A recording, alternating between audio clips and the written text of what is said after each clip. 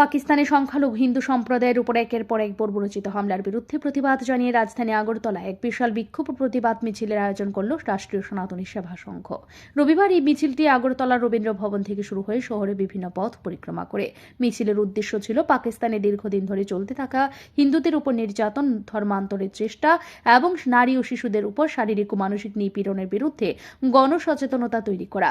বিক্ষোভকারীরা দাবি করেন, শুধু পাকিস্তান নয়, পার্শ্ববর্তী বাংলাদেশেও হিন্দুদের উপর আক্রমণের প্রবণতা বাড়ছে।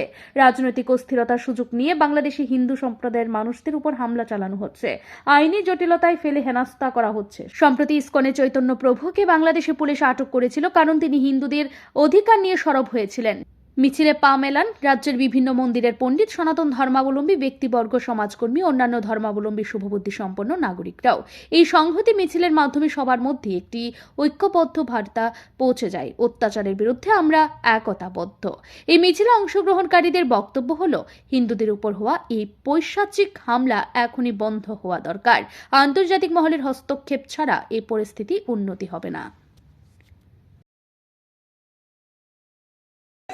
আজকে আমরা যেইভাবে আজকে পাকিস্তানের জিহাদি মৌলবাদী জঙ্গি গোষ্ঠীরা দীর্ঘকাল ধরে আমাদের যে সনাতনদের উপর, সনাতনী জাতির উপর, সনাতনীদের মঠ মন্দিরের উপর যেইভাবে দীর্ঘকাল ধরে ধ্বংসলীলা চলছে, আমাদের পার্শ্ববর্তী দেশ বাংলাদেশে যেইভাবে সনাতনীদের উপর আক্রমণ হচ্ছে, সনাতনীদেরকে যেভাবে খুন করা হচ্ছে, তাদের বাড়িঘর জ্বালিয়ে দেওয়া হচ্ছে, মঠ মন্দির ভেঙে দেওয়া হচ্ছে, সাধু সন্তদের উপর আক্রমণ করা হচ্ছে, যদি তার প্রতিবাদ করতে হয় তাদেরকে জেলে পুরিয়ে রাখছে।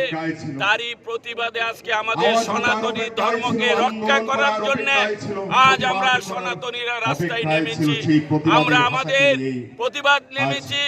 প্রয়োজন হলে আমরা প্রতিশোধ নেব, আর নয় এখন আমরা আমাদের সনাতন ধর্মকে রক্ষা করার যে আমরা প্রতিজ্ঞাবদ্ধ হয়েছি, সমস্ত সনাতনীরা আমরা আজকে এক হতে যাচ্ছি। মিছিল ঘিরে শহরে এক আলাদা উদ্দীপনা সৃষ্টি হয়। বহু তরুণ তরুণী, শিক্ষার্থী ও প্রবীণ নাগরিক হাতে প্লেকার্ড ও ব্যানার নিয়ে এই প্রতিবাদে অংশ নেয়। রাষ্ট্রীয় সনাতনী সেবা সংঘের পক্ষ থেকে জানানো হয়েছে, ভবিষ্যতেও এমন মানবিক ইস্যুতে তারা রাজপথে আন্দোলন চালিয়ে যাবে এবং প্রয়োজনে আন্তর্জাতিক স্তরেও আওয়াজ তুলবে। ব্যুরো রিপোর্ট, ঋদ্ধি নেটওয়ার্ক।